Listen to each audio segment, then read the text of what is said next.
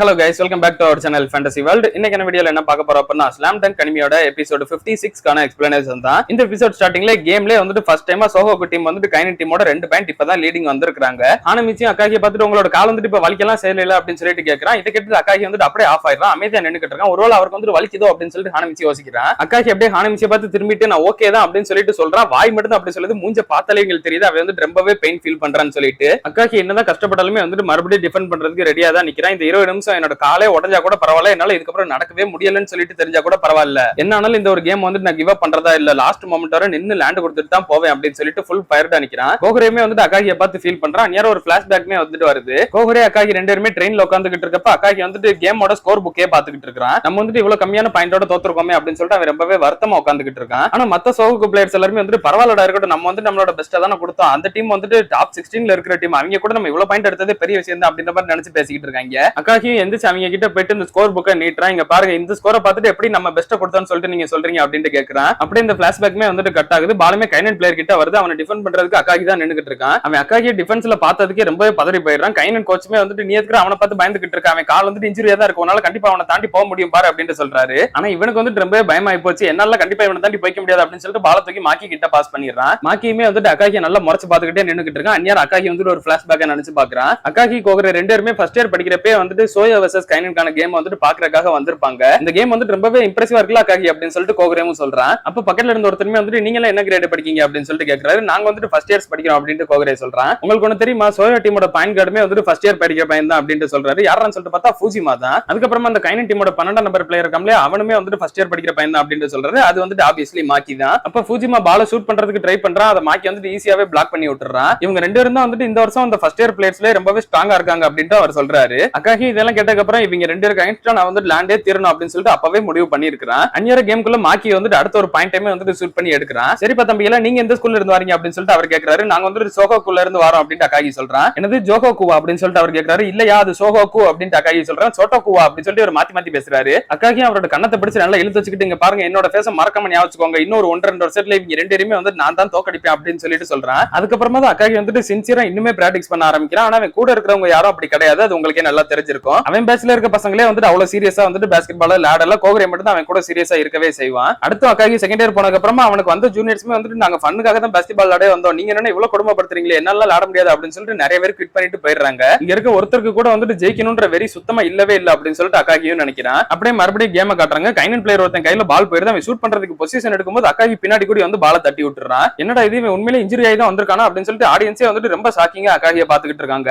மாக்கி அப்படியே பால தட்டிக்கிட்டே அக்காகியை பாக்குறான். என் வாழ்க்கையிலே ஃபர்ஸ்ட் டைம் ஒரு ஆப்பனன்ட் மேல எனக்கு வந்துட்டு ஒரு மரியாதை வந்திருக்குது, இருந்தாலும் நான் வந்துட்டு அவனை கண்டிப்பா தோக்கடிக்க விட மாட்டேன் அப்படின்னு சொல்லிட்டு நினைக்கிறான். மாக்கியை மார்க் பண்ணி தான் ரியோட்டா நின்னுக்கிட்டு இருக்கான். ஆனா இந்த வாட்டி ரியோட்டாவை பார்த்தாலே தெரியுது அவன் வந்து ரொம்பவே டயர்ட் ஆயிட்டான். மாக்கி வந்துட்டு சும்மாவே அவனோட ஒரு 16 சென்டிமீட்டர் அதிகம். அது மட்டும் இல்லாம இந்த ரீஜன்ல அவன் தான் நம்பர் 1 பிளேயர். அப்படிப்பட்ட பிளேயரை கண்டினியூஸா 20 நிமிஷம் மார்க் பண்றதுன்றது ரொம்ப பெரிய விஷயம் தான். அதனால அவன் வந்து ரொம்பவே சீக்கிரமா டயர்ட் ஆயிட்டான். இப்ப மாக்கியுமே கொஞ்சம் முன்னாடி வரான். இவனுமே வந்துட்டு அவனை டிஃபெண்ட் பண்ண ட்ரை பண்றான். ஆனா மாக்கி வந்துட்டு இப்பதான் அவனோட அப்சல்யூட் கேமே கொண்டு வரான். டக்குன்னு பால் அந்த பக்கம் இந்த பக்கம் திருப்பிட்டு ஒரு டேன் அரவுண்ட் அடிச்சுட்டு பட்டுன்னு முன்னாடி வந்துடுறான். வந்த வேகத்துக்கு அப்படியே ஷூட் பண்றதுக்கு ஜம்ப் பண்றான். அக்காகியுமே வந்துட்டு அவனுக்கு ஜம்ப் பண்ணி தடுக்கிறான். ஆனா அக்காகி வந்துட்டு மாக்கி மேலே பேலன்ஸ் எல்லாம் போய் மோதிடுறான். ரெஃப்ரி விசில் பண்ணிடுறாரு. பாலுமே வந்துட்டு நிப்பாட்டிரும் அப்படின்னு சொல்லிட்டு பார்த்தா மாக்கி வந்துட்டு அந்த பால கூட விடாம அப்படியே பேஸ்கெட்டை நோக்கி தூக்கி எறிஞ்சிடறான். அந்த பாலுமே வந்துட்டு அக்யூரேட்டா பேஸ்கெட் குள்ள போய் உழுகுது. அக்காகி வந்துட்டு தடுக்க ட்ரை பண்ணி அவன் கையில பட்டுமே கூட மாக்கி வந்து அவ்வளவு அக்யூரேட்டா பால் வந்துட்டு பேஸ்கெட் குள்ள தூக்கி எறிஞ்சிட்டான். அதுக்கு மேல அக்காகி வந்துட்டு மாக்கி மேல மோதி ஒரு ஃபவுலுமே வாங்கியிருப்பான். அதனால ஒரு ஃப்ரீ த்ரோவுமே வந்துட்டு மாக்கிக்கு கிடைக்குது. பாயிண்ட் வந்துட்டு ஃபைனலி மாக்கி வந்துட்டு ஈக்குவல் பண்ணி விட்டா. அது மட்டும் இல்லாம ஒரு ஃப்ரீ த்ரோ வந்துருச்சு. கண்டிப்பா லீடிங் போக தான் ட்ரை பண்ணுவான். கோகுரே ரொம்ப பயப்படுறான். ஏன் அப்படின்னா மாக்கி வந்துட்டு நம்ம டீம்ல ஃபாஸ்டான ஆள் வந்துட்டு ரியோட்டா தான், அவனே வந்துட்டு ஃபாஸ்டா கிராஸ் பண்ணி வந்திருக்கான். அதுக்கடுத்து அவன் ஃபேஸ் பண்ணது வந்துட்டு அக்காகி வந்துட்டு நம்ம டீம்ல ரொம்ப பவர்ஃபுல்லான ஒரு பில்லர் மாதிரி இருக்கிறவன். அவனுக்கு அகைன்ஸ்டா கூட என்னால பாயிண்ட் வாங்க முடியும்னு சொல்லிட்டு அவன் ப்ரூவ் பண்ண செஞ்சுட்டான் அப்படின்னு கோகுரே நினைக்கிறான். ரியோனன் கோச்சுமே வந்துட்டு அதான் சொல்றாரு. மாக்கியோட பிளேயிங் ஸ்டைலே வந்துட்டு இதுதான், அவன் ஆப்போனன்ட்டோட ஸ்ட்ராங்கான ஸ்கில் என்னவோ அதை வச்சு வந்துட்டு அவங்கள அட்டாக் பண்ணுவான் அப்படின்னு சொல்றாரு. ரியோட்டாவை தாண்டி வந்ததுல நான் வந்துட்டு உன்னோட ஃபாஸ்ட் தாண்டா அப்படின்னு சொல்லிட்டு ரியோட்டா கிட்டே ப்ரூவ் பண்ணிட்டான். அக்காகி கிட்டே அதே மாதிரி உன்னோட நான் பவர்ஃபுல் தாண்டா அப்படின்னு சொல்லிட்டு அவன் ஸ்ட்ரென்த் வச்சும் ப்ரூவ் பண்ணிட்டான். அடுத்து ஃப்ரீ த்ரோவுமே மாக்கி பண்றான். அவனுக்குலாம் இது ஒரு விஷயமே கிடையாது, ரொம்பவே சிம்பிளா த்ரோ பண்ணிட்டு போயிடுறான். கைனன் டீம் வந்துட்டு கொஞ்ச நேரம் கூட சோகோகோவா லீடிங் வச்சுக்கவே விடல. அதுக்குள்ள மறுபடியும் இவங்களே லீடிங் வந்துடுறாங்க.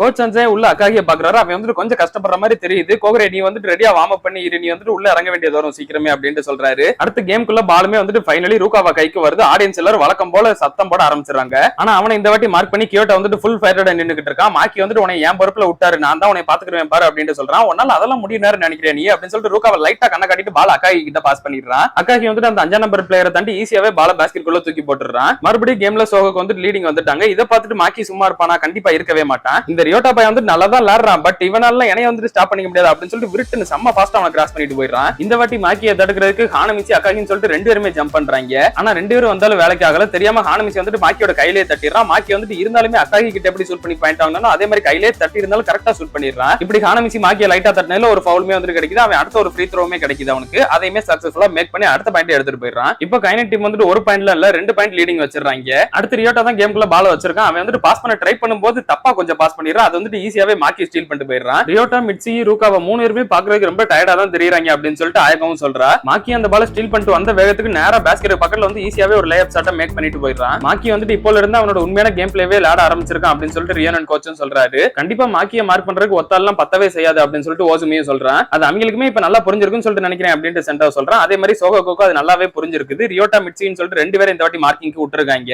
2 பேரால தடுக்க முடியும்னு சொல்லிட்டு வர நினைக்கிறாங்களா அப்படின்னு சொல்லிட்டு கைனன் கோச்சுக்கு இது வேடிக்கையா தான் இருக்குது. மாக்கியும் வந்துட்டு அவங்க 2 பேரும் ரொம்பவே ஈஸியா கிராஸ் பண்ணிட்டு முன்னாடி வந்துடுறான். முன்னாடி வந்து பார்த்தா அடுத்த ஒரு 2 பேர் நிக்கிறாங்க. ரூகாவா, ஹானமிச்சி 2 பேருமே நின்னுக்கிட்டு இருக்காங்க. மாக்கியுமே வந்துட்டு இதை தாண்ட அவங்க கிட்ட நான் எதிர்பார்க்கவே செஞ்சேன் அப்படின்னு சொல்லிட்டு ஜம்ப் பண்ணி பால தூக்கி ஜின் கிட்ட கொடுத்துறான். அவனுக்கு ஒத்த டிஃபென்ஸ் கிடையாது. அப்படியே 3 பாயிண்ட் லைனுக்கு வெளியே இருந்து அசால்ட்டா பாயிண்ட் வாங்கிட்டு போயிடுறான். அதுக்கடுத்து இதே மாதிரி ஒரு ரேலி போது அப்பவுமே இவங்க வந்துட்டு ஜின்ன ஃப்ரீயா விட்டுறாங்க. மிட்சி லேட்டா வந்து ரியாக்ஷன் கொடுத்தால அவன் வந்துட்டு அதுக்குள்ள ஷூட் பண்ணிடுறான். இப்போ பாயிண்ட் பார்த்தா கைனன் 66, சோகோக்கு 59 சொல்லிட்டு 7 பாயிண்ட் லீடிங் வந்துடுறாங்க. அடுத்த ஒரு ரேலியில மிட்சி கிட்ட பால் வருது. அவனுமே நல்லா 3 பாயிண்ட் ஷூட் பண்ணிடுவான் அப்படின்னு சொல்லிட்டு சப்ஸ்டிட்யூட் இருந்த சோகோ பிளேயர்ஸ்லாம் ரொம்பவே நம்புறாங்க. அவனுமே தூக்கி போடுறான். பட் அந்த பால் வந்துட்டு பேஸ்கெட் குள்ள உழுகல. அப்பதான் கைனன் கோச்சுமே வந்துட்டு மிட்சி வந்துட்டு ஜின் அளவுக்கு டேலண்டான ஒருத்தன் கிடையாது அப்படின்னு சொல்லிட்டு ஜின்னை பத்தி நினைக்கிறாரு. மிட்சி வந்துட்டு நேச்சுரலாவே டேலண்ட் இருக்கிற ஒருத்தன். ஆனா ஜின் வந்துட்டு இங்க வந்ததுக்கு அப்புறமா தான் ரொம்பவே ஹார்ட் ஒர்க் பண்ணி இந்த டேலண்ட்டை வளர்த்துக்கவே செஞ்சான். அவங்க கிட்ட எந்த ஒரு ஸ்பெஷலுமே இல்லன்னு சொல்லிட்டு தான் நான் நினைச்சேன் அப்படின்னு கைனன் கோச் நினைக்கிறாரு. அவர் முத வாட்டி ஜின்னை பாக்குறப்ப ஜின் வந்துட்டு நான் சென்டர் பொசிஷன் ஆடுற ஒருத்தன் அப்படின்னு சொல்லியிருப்பான். ஆனா அவங்க கிட்ட எந்த ஒரு ஸ்பெஷலுமே கிடையாது. நல்ல ஸ்பீடா கூட ஓட மாட்டான், சரியா ஜம்ப் கூட பண்ண மாட்டான். மாக்கியோட கம்பேர் பண்ண இவன் வந்துட்டு ஒண்ணுமே இல்லாத மாதிரி தான் இருந்திருப்பான். அதான் அந்த கோச்சுமே ஜின் கிட்ட சொல்லியிருப்பாரு, உனக்கு வந்துட்டு இது செட் ஆகாது, கண்டிப்பா நீ வந்துட்டு பாஸ்கெட் பால் கூட லேண்ட் பியான்னு சொல்லிட்டு எனக்கு தெரியல, அது மட்டும் இல்லாம சென்டர் பொசிஷன் உனக்கு சுத்தமா செட்டே ஆகாது அப்படின்னு சொல்லியிருப்பாரு. அப்ப இவருமே அதை நினைச்சு ஃபீல் பண்ணிருப்பாரு, நம்ம வந்துட்டு ஜின்னை ரொம்ப ஹர்ட் பண்ணிட்டோமோ அப்படின்னு சொல்லிட்டு. ஆனா ஜின் வந்துட்டு எதையுமே நினைச்சு வருத்தப்படாம அவன் வந்துட்டு அவனோட பிராக்டிக்ஸை இன்னுமே கண்டினியூ பண்றான். நான் வந்துட்டு சென்டர் பொசிஷன் தானே ஆட முடியாது, அதனால பரவாயில்ல, நான் வந்துட்டு 3 பாயிண்டர் நல்லா பிராக்டிஸ் பண்றேன் அப்படின்னு சொல்லிட்டு அவன் 3 பாயிண்டர் அதுக்கப்புறமா தான் பெர்ஃபெக்ட் பண்ணவே பிராக்டிஸ் பண்றான். எல்லாரும் பிராக்டிஸ் முடிச்சுட்டு போறப்ப கூட அவன் மட்டும் தனியா இருந்து கண்டினியூஸா எல்லா பாலையுமே போட்டு பிராக்டிஸ் பண்ணிக்கிட்டே இருக்கிறான். அதுக்கப்புறமா தான் நான் வந்துட்டு இவங்கிட்ட ஒரு விஷயத்தையும் நோட் பண்ணேன், இவங்கிட்டமே ஸ்பெஷலான ஒண்ணு இருக்குது, அதான் வந்துட்டு கிவ் அப் பண்ணாம கடைசி வரை போராடுறது. அதுக்கு மேல அவனோட ஷாட்டுமே வந்துட்டு ஒன்னொன்னு பாக்குறதுக்கே ரொம்ப பியூட்டிஃபுல்லாவும் இருந்தது. அவனோட ஸ்டைல் வந்துட்டு ரொம்பவே சூப்பரா இருக்கும் அப்படின்னு சொல்லிட்டு கைனன் கோச் வந்துட்டு ஜின்னை பத்தி நினைச்சு பாக்குறாரு. மறுபடியும் இப்ப கேம காட்டுறாங்க. கைனன் பிளேயர்ஸ் தான் பால கொண்டு வந்துகிட்டு இருக்காங்க. சோகோக்கு ஒண்ணுமே புரியல, பால் வந்துட்டு மாக்கி கொண்டு வருவானா ஜின் கொண்டு வருவானா யார் ஷூட் பண்ணுவா அப்படின்னு சொல்லிட்டு 2 பேர் பக்கத்துல ஓடி போய்கிட்டு தான் இருக்காங்க. கடைசியில பேஸ்கெட்டுக்கு பக்கத்துல வந்ததுக்கு அப்புறமா மாக்கி வந்துட்டு பால் தூக்கி ஜின் கிட்ட கொடுத்துறான். கைனன் கோச்சுமே நினைக்கிறாரு மாக்கி வந்துட்டு ஒரு நாளைக்கு 500 பாலாவது தூக்கி போட்டு பிராக்டிஸ் பண்ணிக்கிட்டு தான் இருப்பான் அப்படின்ட்டு.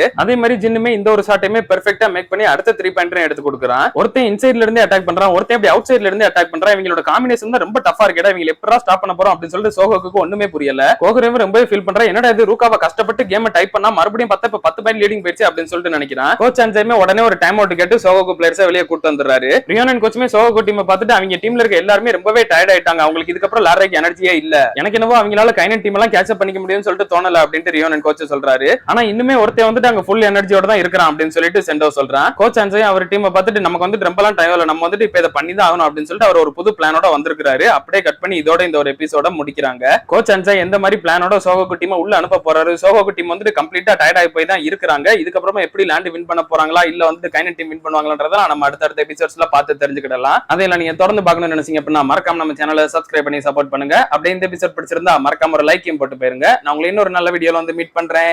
Bye guys.